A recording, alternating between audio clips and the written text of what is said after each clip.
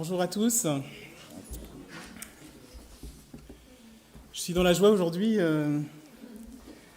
de participer à ce culte qui est dans la continuité d'un congrès qui vous sera présenté plus tard, absolument passionnant. Pour moi, c'était le premier congrès de la Fédération Baptiste et c'était vraiment bouleversant de trouver autant de chaleur humaine, de fraternité, de profondeur dans l'étude et la prédication de la parole.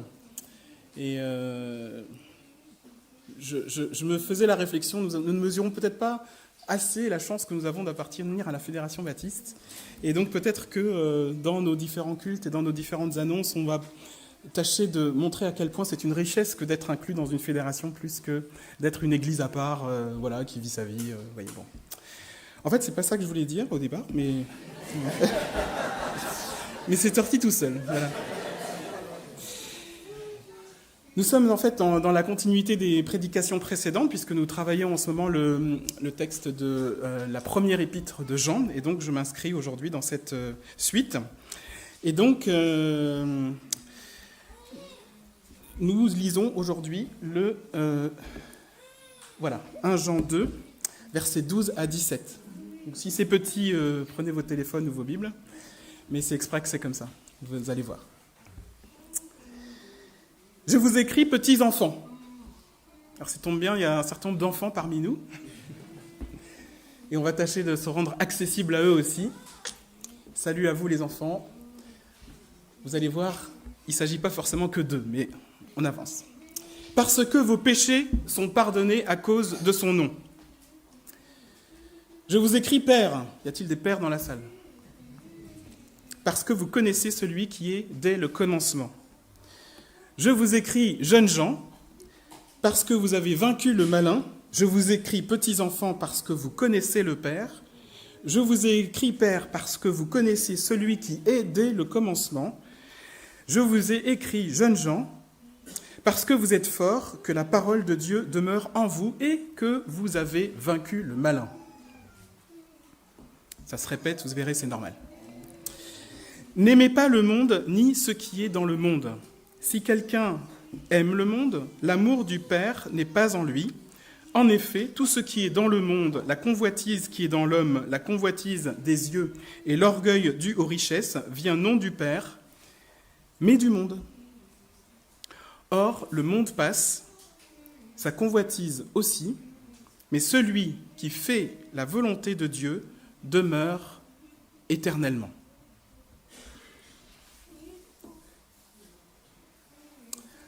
En fait, je pourrais m'arrêter là.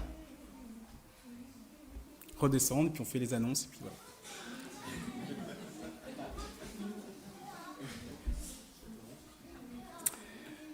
Je fais ça des fois en cours.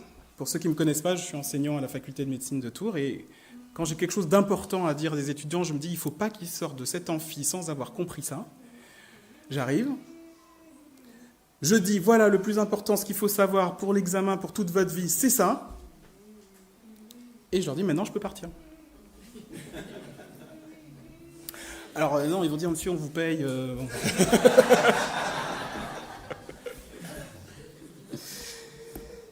En effet, ces 5 versets sont déjà une prédication à eux tout seuls. C'est pour ça que j'ai mis les textes avec une petite interligne entre les deux, pour dire il est en 3 parties, comme toute bonne prédication qui se respecte. Alors, je vais avoir besoin d'aide technique, là, Jean-Daniel. Tu peux appuyer sur l'animation. Je pense que PowerPoint n'est pas activé. Voilà. Donc ça, c'est le plan. Vous voyez, il n'y a pas besoin de bosser beaucoup pour faire ça. La première partie, les 3 premiers versets. Ensuite, les 2 versets et demi suivants, et puis j'ai coupé un verset en 2 pour dire la conclusion, en fait, c'est « Celui qui fait la volonté de Dieu demeure éternellement ». Pour ceux qui ont l'intention de dormir pendant la prédication, j'ai fait un peu plus, c'est que je vous ai même résumé le truc. Voilà. Donc l'idée, c'est toute la première partie, et je vais vous expliquer comment, c'est le Père s'est fait connaître à vous. Il faudra qu'on rentre un peu dans de l'histoire des chrétiens de l'époque pour comprendre pourquoi une phrase dite comme ça, en fait, c'était déjà très révolutionnaire. La deuxième partie, c'est les choses du monde vous éloignent du Père. Et la troisième, c'est demeurer en Dieu. Donc ceux qui sont fatigués par le congrès, si vous dormez, vous êtes pardonnés. Merci d'ailleurs à Laurent qui nous a aidé à démonter tout le portique de son et lumière, etc. Parce que le pauvre sonorisateur, il était tout seul. Et donc il y avait Thiago, il y avait Josia, il y avait Sylvain et Laurent, que je devais ramener à la maison. Donc du coup, il était coincé, il a dû rester avec nous. Donc comme je disais, on pourrait s'arrêter là. Cependant, l'exercice de la prédication, et que j'aime beaucoup, et je vous dirai pourquoi tout à l'heure d'ailleurs, est de mettre en relief le message du texte. Donc on va s'intéresser au contexte dans lequel Jean s'adresse à sa lettre, et on va creuser, si vous me permettrez, on va passer un petit moment sur la forme que je trouve très intéressante, puis ensuite sur le fond, et puis on va voir ce qu'on peut en dégager pour notre vie spirituelle au quotidien. Alors le contexte. Il y avait des gens qui prêchaient un faux évangile, ce qu'on appelle une hérésie. Et ces chrétiens à qui Jean s'adresse, ils étaient plongés dans un milieu, dans un environnement dans lequel on prêchait cette hérésie. Et donc, on l'a déjà dit dans les prédications précédentes, il s'agissait du gnosticisme. Vous voyez, j'ai du mal à le dire, voilà, gnosticisme. Il s'agit d'une philosophie religieuse qui, plus qu'une religion en soi, disait quelque chose de très général, du style « la matière, c'est pas bon, l'esprit, c'est bon ». Vous voyez, donc, il voulait tout spiritualiser, vivre à l'écart de la matière, tout ce qui était du corps, du réel, etc., s'en extraire. Et ça avait une implication donc pratique, il faut s'élever en esprit et accéder à la connaissance, à la gnose, par tous les moyens possibles pour échapper à la matière. Et donc c'était réservé à quelques-uns qui pouvaient arriver à ce niveau-là de connaissances ésotériques, si vous voulez, de connaissances cachées. Voilà. C'était ce qu'on appelait des initiés. Et donc les gnostiques, ils étaient en conflit avec les disciples de Jésus-Christ en leur disant « Il n'est pas possible que Jésus ait eu un corps puisque la matière, c'est pas bon. » Et donc, ils ont élucubré des solutions qui permettaient de syncrétiser le gnosticisme et le christianisme. Donc là, ça commençait à aller chercher un petit peu loin, en disant, oui, mais en fait, Jésus, il n'avait qu'une apparence charnelle, comme pourrait l'avoir un fantôme, si vous voulez. D'accord ? Il était anthropomorphe, mais en fait, c'était un esprit.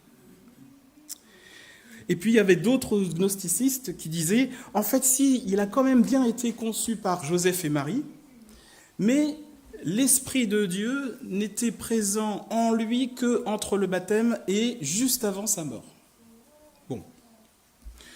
Dans les deux cas, Jésus n'est pas comme dans l'évangile auquel nous croyons, à la fois homme et Dieu. Et donc, les gnostiques niaient aussi la possibilité d'une résurrection corporelle de Jésus-Christ.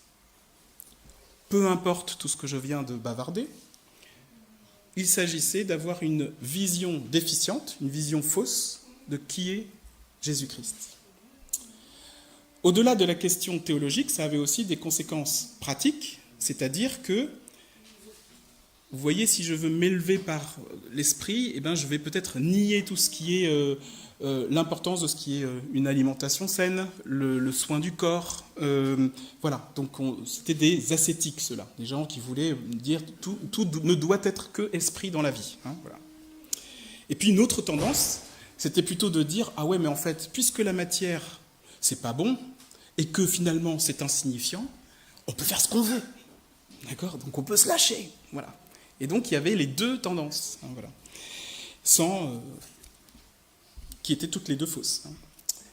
Alors pourquoi je dis ça ? C'est parce qu'en fait, dans ce texte, Jean combat cette hérésie en déclarant tout de suite, dès le début du chapitre 1, donc 1 Jean 1, verset 1, ce qui était dès le commencement, ce que nous avons entendu, ce que nous avons vu de nos yeux, ce que nous avons contemplé et que nos mains ont touché. Vous voyez ? Déjà, c'est en rupture avec un truc qui serait « il n'y a que l'esprit qui est bon ». Voilà. Concernant la parole de vie, donc concernant ce qu'il va dire de Jésus et de Dieu. En disant cela, il affirme dès le début, sans contrer ouvertement l'hérésie, nommément, tranquillement, sereinement, tout ce qu'il a annoncé, c'est ce qu'il a vu, c'est ce qu'il a touché, ce qu'il a entendu, c'est ce qu'il a reçu, la révélation de Dieu par Jésus-Christ. Alors, est-ce que nous sommes menacés aujourd'hui par des hérésies chrétiennes ? Je ne sais pas, vous en jugerez. Cependant, qu'est-ce que ce texte nous dit pour nous affermir dans notre foi en 2024 ? Comment le Seigneur nous parle-t-il à chacun ? Alors, on va y revenir, et on va passer maintenant à l'étude de la forme du texte. Tout d'abord, je voudrais remercier Richard Gelin, je ne sais pas s'il est là, qui nous a proposé aux prédicateurs de l'Église une introduction à l'épître de Jean. C'était une soirée par Zoom. Il nous a notamment expliqué des aspects de style qui sont caractéristiques de l'écriture de l'apôtre Jean, dont vous avez remarqué qu'elle est parfois un peu déroutante par sa structure. Vous avez remarqué, en particulier, si je prends le premier texte, enfin la première partie du texte, là j'ai besoin d'aide, on peut appuyer sur le bouton, voilà. Encore. Ah oui, donc la suivante, voilà, la suivante. Voilà. Donc, le premier texte, je l'ai découpé en 6 morceaux, parce qu'en fait, il est en 6 morceaux. Toutes les phrases commencent par « je vous écris parce que », d'accord ? Ou alors « je vous ai écrit parce que ». Et il s'adresse 2 fois de suite à 3 populations différentes. Petits-enfants, pères et jeunes gens. Alors, quand on répète quelque chose, je vous écris parce que, je vous écris, donc en fait il écrit je vous écris 6 fois, d'accord ? Qu'est-ce que ça peut vouloir dire ? Qu'il insiste, voilà, qu'il est important, d'accord ? Que c'est important. Par exemple, donc c'est une figure de style qu'on appelle l'anaphore, c'est-à-dire je vais insister, voilà. Donc, Tanguy, par exemple, a fait une anaphore ce matin en disant le Seigneur m'a dit lève-toi, le Seigneur m'a dit lève-toi, le Seigneur m'a dit lève-toi. Vous voyez ? Et ça, voilà, c'était important pour lui de nous partager son cœur à ce moment-là, et donc il a utilisé cette figure de style dans une présidence. Vous voyez ? Donc il y a plein d'autres exemples que vous pourrez retrouver. L'idée, c'est d'insister, c'est de taper dessus, comme on pourrait le faire avec un marteau. Voilà, faut que ça rentre. D'accord ? Voilà. Après, il y a la deuxième chose qui est frappante dans ce texte, c'est que vous voyez, je vous écris petits-enfants parce que vos péchés sont pardonnés à cause de son nom. Je vous écris père, ensuite vous avez connu celui qui est derrière, dès le commencement. Je vous écris jeunes gens, vous êtes forts et vous avez vaincu le malin. Et après, ça recommence. Je vous ai écrit parce que vous avez connu le Père. Et donc là, il parle aux petits-enfants. Je vous ai écrit Père parce que vous avez connu celui qui est dès le commencement. Et je vous ai écrit jeunes gens parce que vous êtes forts, la parole de Dieu demeure en vous et que vous avez vaincu le malin. D'accord ? Donc ça, en repassant une couche de peinture, comme on fait 2 couches de peinture pour avoir la bonne couche, vous voyez, ou c'est ce qu'on appelle une spirale. D'accord ? C'est-à-dire qu'en fait, il va visser, si vous me permettez, le texte de façon à dire je veux que ce soit cloué, vissé, solide, que la planche elle bouge plus. Vous voyez pourquoi je voulais vous parler de la forme, c'est pour dire en fait elle va renforcer un message. Alors, quel est donc ce fond ? Il doit être important puisqu'il faut à la fois clouer et visser. Jean semble s'adresser à 3 catégories de personnes, donc les petits-enfants, les pères et les jeunes gens. Concernant les petits-enfants, c'est pas que Jean soit leur grand-père, d'accord ? C'est des petits-enfants sans le tiret. Le terme est employé est plutôt celui qui correspond à une expression affectueuse adressée par un enseignant à un groupe d'élèves ou à un groupe de disciples. D'accord ? Donc, si je reprends la métaphore de l'enseignant, des fois je dis en amphi, bon, les enfants, ce qui est important, c'est, vous voyez ce que je veux dire, c'est amical, c'est affectueux, vous êtes en train d'apprendre et j'ai de la tendresse pour vous. C'est ça que dit le texte. Voilà. Donc, qu'est-ce qu'il dit à ces petits-enfants ? Vous êtes des pécheurs pardonnés à cause de son nom. Le péché, il en a parlé au chapitre 1 pour rappeler que celui qui dit qu'il n'a pas de péché fait Dieu menteur. Ce qui veut dire que tous ont péché. Et si tous ont péché, il annonce là que vous êtes tous au bénéfice du pardon de Dieu si vous confessez votre péché. Ce n'est pas par une connaissance théorique, ce n'est pas par des diplômes, ce n'est pas par la gnose que vous allez accéder au salut, mais vous êtes pardonné à cause du nom de Dieu, ce qui veut dire c'est son vouloir, c'est son plan, c'est ce qu'il a décidé pour chacun de nous. Et non seulement vous êtes pardonné à cause de son nom, mais vous voyez, je vous ai écrit parce que vous avez connu le Père. Je disais en introduction que les gnostiques pensaient arriver à la connaissance parfaite en s'occupant uniquement des choses de l'esprit, en particulier par l'ascèse. Vous voyez, il n'y a rien de tout cela. Vous êtes pardonné à cause du nom de Dieu, et il se fait connaître à vous comme un père, avec toute son affection quand il vous nomme petits enfants. Alors, qui sont les pères ?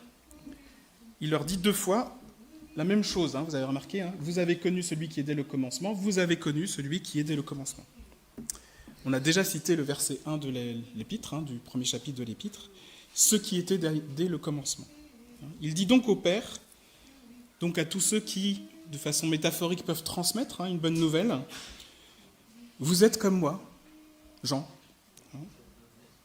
Vous connaissez ce qui est dès le commencement, vous connaissez celui qui est dès le commencement.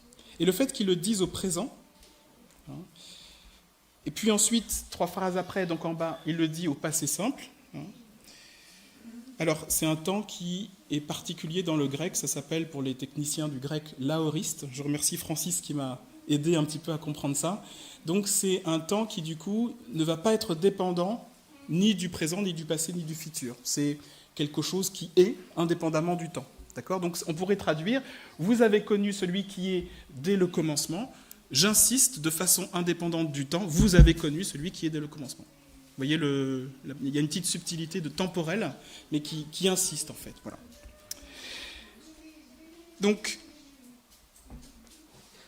les jeunes gens, vous êtes forts et vous avez vaincu le malin, il dit la même chose, et entre les deux, il rajoute « La parole de Dieu demeure en vous ». Alors, qui sont ces jeunes gens ? Est-ce que c'était des jeunes convertis ? Est-ce que c'était les fils des pères précédemment cités ? On ne le sait pas bien. J'ai trouvé de la controverse dans les commentaires là-dessus, et on pourrait se perdre en conjecture. Je vous fais le choix de ne pas choisir pour vous aujourd'hui. Je pense que ce n'est pas important. Cependant, regardons ce qu'ils nous disent. Supposons que je me considère comme jeune. J'ai 52 ans, vous en faites ce que vous voulez. Voilà. Quelqu'un vient me voir et me dit « Salut, Manuel, toi qui es fort, qui as vaincu le malin et qui garde constamment la parole de Dieu. » Qu'est-ce que je pourrais penser ? Il se fiche de moi. Non ? Enfin... Mais quand on lit le texte dans son contexte, ça colle pas. Il se moque pas de son auditoire, Jean. Vous voyez, dès le début, c'est un ton très serein, très respectueux, très affectueux. Il sait très bien qu'ils sont en guerre contre les gnostiques et il va poser les choses avec douceur, avec constance, avec sérénité, Jean. Donc la façon dont je reçois ce texte personnellement, c'est il le dit au présent et de façon indépendante du temps. Vous autres qui êtes dans la force de l'âge, vous êtes forts. Vous avez la capacité de vaincre le malin. La victoire contre le malin, elle est à votre portée. Si vous gardez sa parole. Personnellement, je pense que nous sommes tous un peu détroits. Donc tout ça, ça ne sert à rien, c'est pas grave. Et donc si on dit que ces 6 affirmations sont 6 coups de marteau pour enfoncer une vérité que le Seigneur veut nous apporter, qu'est-ce qu'il nous dit ? Il nous dit simplement, si vous reconnaissez votre péché, c'est que vous vous êtes laissé éclairer par la lumière de Dieu. Si vous vous êtes laissé éclairer par la lumière de Dieu, alors vos péchés sont pardonnés à cause de son nom. Si vos péchés sont pardonnés à cause de son nom, c'est que vous connaissez le Père. Si vous connaissez le Père, c'est que vous connaissez celui qui est dès le commencement. Si vous connaissez celui qui est dès le commencement, alors vous gardez sa parole. Si vous gardez sa parole, alors vous êtes fort. Si vous êtes fort, alors vous triomphez du malin. Vous voyez, on a un petit peu tout tricoté ensemble. Voilà. Mais voilà.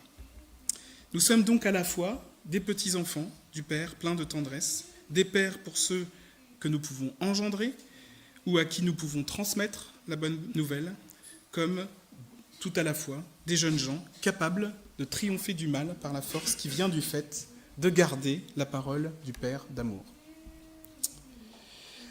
Alors il y a une deuxième partie au texte, voilà, qui nous met en garde. Il nous met en garde sur le monde. Alors de quel monde parle-t-on ? Le monde, cosmos en grec, est en fait polysémique, c'est-à-dire qu'il y a plein de significations différentes du monde. Parce que quand on lit le texte « N'aimez pas le monde » et qu'on a en mémoire Jean 3,16 « Dieu a tant aimé le monde », on se dit « Mais attends, il y a un truc qui ne marche pas. » D'accord ? Donc du coup, on va prendre un petit peu de recul. Donc le thème du monde est très abondamment abordé dans les écrits de Jean. Il s'agit d'un mot qui a des sens à la fois positifs ou négatifs. Donc moi, ce que je vous propose de citer, sachant que ça, c'est pas limitatif, ces 5 là, c'est basé sur les textes de Jean, mais si on prend toute la Bible, il y en a au moins 7 ou 8. Donc, la création de Dieu, dans Jean 1,10, le monde a été fait par elle, par la lumière. Voilà. De l'humanité en besoin de salut, notre célèbre Jean 3,16. Troisièmement, un système en opposition à Dieu, ça c'est plutôt Jean 14,17, mais ce ne sont que des exemples, parce qu'on pourrait prendre plein de références pour abonder dans ces différentes catégories. Le monde ne peut recevoir l'esprit de vérité. Le monde comme le domaine de Satan, Jean 12,31, le prince de ce monde sera jeté dehors. Ou encore le champ d'action de Jésus, Jean 12,46, je suis venu comme une lumière dans ce monde. D'accord. Alors, je vous propose qu'on dise que ce texte s'adresse au système en opposition à Dieu. Donc, qu'est-ce qu'il nous dit sur ce monde ? Si vous connaissez le Père, vous êtes fort, mais ce n'est pas une raison pour vous laisser séduire par le monde. Et donc, contre quoi il veut qu'on se mette en garde ? Il y a 3 choses, la convoitise qui est dans l'homme, la convoitise des yeux et l'orgueil dû aux richesses dans cette traduction. Alors, la convoitise qui est dans l'homme, qu'est-ce que c'est ? On peut le traduire aussi, le désir de la chair, l'assouvissement des désirs charnels. D'accord ? J'ai envie de quelque chose très fort, au point que je ne peux pas m'empêcher, ou alors il faut vraiment que je fasse un effort pour m'empêcher de boire, de fumer, de battre mon conjoint, d'être violent avec mes enfants, enfin, je ne vais pas faire toute la liste, vous voyez, mais il y a quelque chose comme ça qui ne tourne pas rond dans ma vie, et je suis enchaîné dans quelque chose qui me fait souffrir et qui fait souffrir les autres autour de moi. D'accord ? Donc ça. La deuxième, c'est la convoitise des yeux. Donc je vois quelque chose et je me consume à le désirer en me disant ça, je veux l'avoir. Mon voisin a une belle voiture, je veux la même. D'accord ? J'ai vu ça à la pub, la télé, je veux la même chose. D'accord ? Vous voyez, et c'est dans l'homme, c'est quelque chose qui existe et qui peut être une disposition de chacun. Donc on convoite ce qui est superficiel, en pensant que notre bonheur est là-dedans. L'orgueil dû aux richesses, qui est aussi traduit par l'orgueil de la vie. Alors je vous ai créé un néologisme là, en disant c'est l'autoconfiance. C'est pas la confiance en soi. La confiance en soi, pour moi, c'est positif. Mais l'autoconfiance, c'est quoi ? C'est une arrogance vaine. Je peux le faire tout seul. D'accord ? Je peux y arriver tout seul. À quoi ? À connaître le Père, à être dans l'amour, dans la vérité, vous voyez, j'ai pas besoin de salut, parce que je suis déjà autonome pour tout ça. Que nous dit le texte ? C'est que rien de tout ceci ne vient du Père. C'est incompatible avec l'amour du Père. Alors, quelle solution avons-nous ? Dans le passage que nous avons lu la dernière semaine avec Thiago, nous avons lu au verset 5, « Mais celui qui garde sa parole, l'amour de Dieu est véritablement parfait en lui, par là nous savons que nous sommes en lui. » Celui qui dit qu'il demeure en lui doit marcher aussi comme il a marché lui-même. Bien-aimés, ce n'est pas un commandement nouveau que je vous écris, mais un commandement ancien que vous avez eu dès le commencement. Ce commencement ancien, c'est la parole que vous avez entendue. Alors, ce que je vois dans ma marche avec Dieu, c'est que plus je suis près de lui, moins je suis tenté. plus je suis loin de lui, plus je suis tenté. Et donc, la clé de la victoire sur le mal, qui va être notre conclusion tout à l'heure, c'est de demeurer en Dieu. Alors, qu'est-ce que ça veut dire ?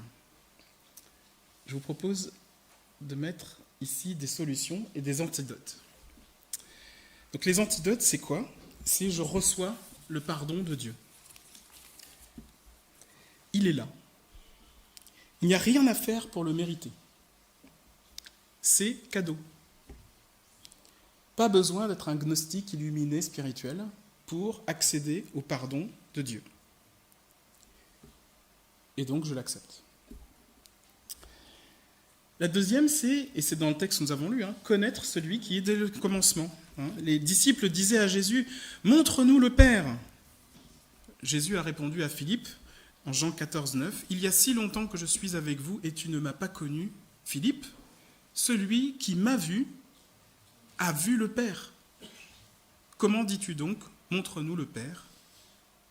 J'en conclus que c'est la contemplation de Jésus-Christ qui nous révèle l'amour du Père.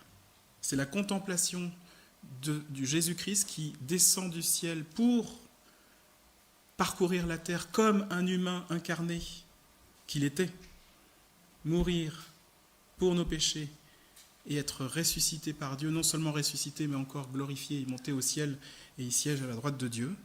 La contemplation de ce parcours de Jésus nous révèle l'immensité de l'amour du Père. Troisième antidote, demeurer dans sa parole. Comme on vient de le lire, celui qui garde sa parole, l'amour de Dieu est parfait en lui. C'était le texte que j'ai cité tout à l'heure, c'était dans le contexte de « donc tu as la capacité d'aimer ton frère ». Je vous disais que j'aimais la prédication, c'est aussi parce que ce travail me permet de renouveler ma vision et ma compréhension du texte. Parfois, j'ai l'impression, quand je lis la Bible, de glisser un peu sur le texte, parce que je l'ai beaucoup lu, en fait. Voilà. Mais cependant, le méditer, le travailler, ça change mon regard, et ça augmente ma joie. C'est pour ça que j'aime ce travail. Voilà. Et donc, plus je passe du temps avec le Seigneur, finalement, plus cette joie augmente. Isabelle, dans sa prière tout à l'heure, elle a cité le psaume 119, verset 14. « Je suis heureux d'obéir à tes ordres, comme si je possédais toutes les richesses du monde. » Ça m'a touché quand elle a dit ça, parce que ça résonnait complètement avec ce qu'on était en train de travailler. Le quatrième antidote, c'est recevoir la force. Vous êtes fort. Il y a d'autres textes qui disent « vous êtes fort ». Je me cite 2 Corinthiens 13, 9. Paul écrit « nous nous réjouissons lorsque nous sommes faibles, tandis que vous êtes forts. Et ce que nous demandons dans nos prières, c'est votre perfectionnement. » Et la cinquième antidote, triompher du mal, c'est parce que le vainqueur Jésus-Christ demeure en vous. Vous avez dans votre cœur un vainqueur. Et je citerai en avance de phase sur les prochaines prédications 1 Jean 4, verset 4. « Vous, petits enfants, vous êtes de Dieu, et vous les avez vaincus. » Alors c'est un texte qui parle des esprits, mais voilà. « Vous les avez vaincus parce que celui qui est en vous est plus grand que celui qui est dans le monde. » Pardon. Alors je termine, mes frères et sœurs. Ça vous fait quoi tout ça ? Qu'est-ce que ça suscite dans vos cœurs ? Est-ce que vous ressentez l'amour infini du Père qui vous accueille comme vous êtes ? Est-ce que vous mesurez la profondeur une profondeur sans limite finalement, de son pardon ?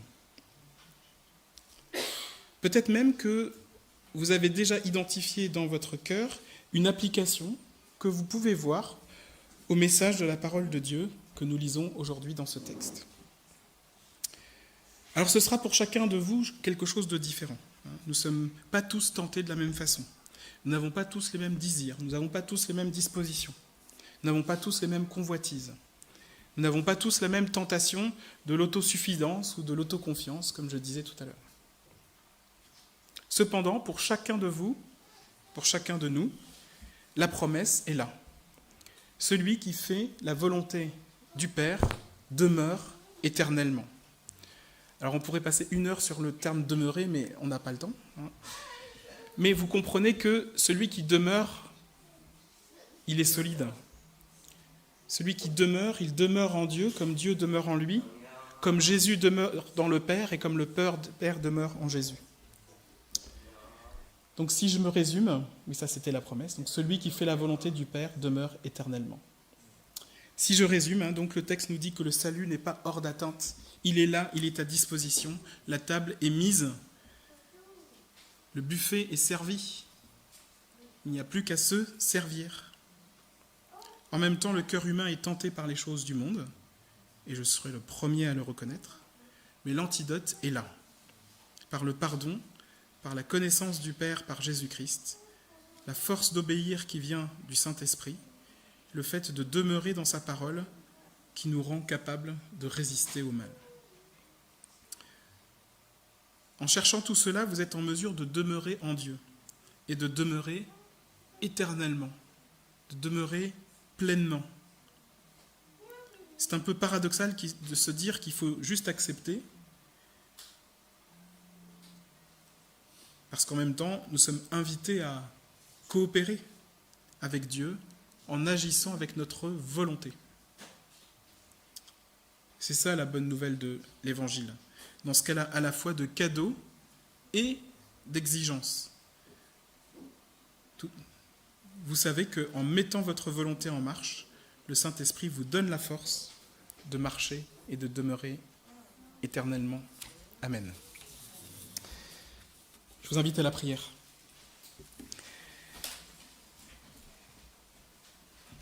Père éternel, nous sommes émerveillés, éblouis par l'immensité de ton amour.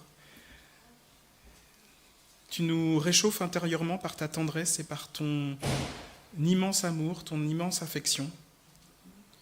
Oui Seigneur, nous reconnaissons que nous sommes tes petits-enfants, que nous sommes à ton école, et nous voulons retenir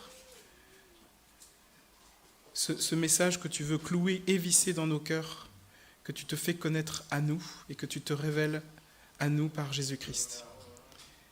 Seigneur, nous voulons aussi t'exposer et reconnaître tout ce qui, en nous, est du monde et du péché et n'est pas juste selon tes commandements.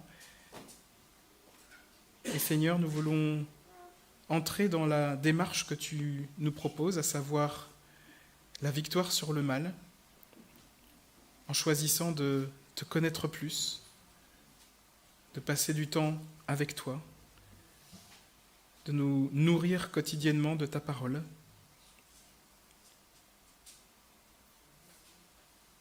Et d'accueillir la puissance de victoire qui vient de ton esprit. Amen.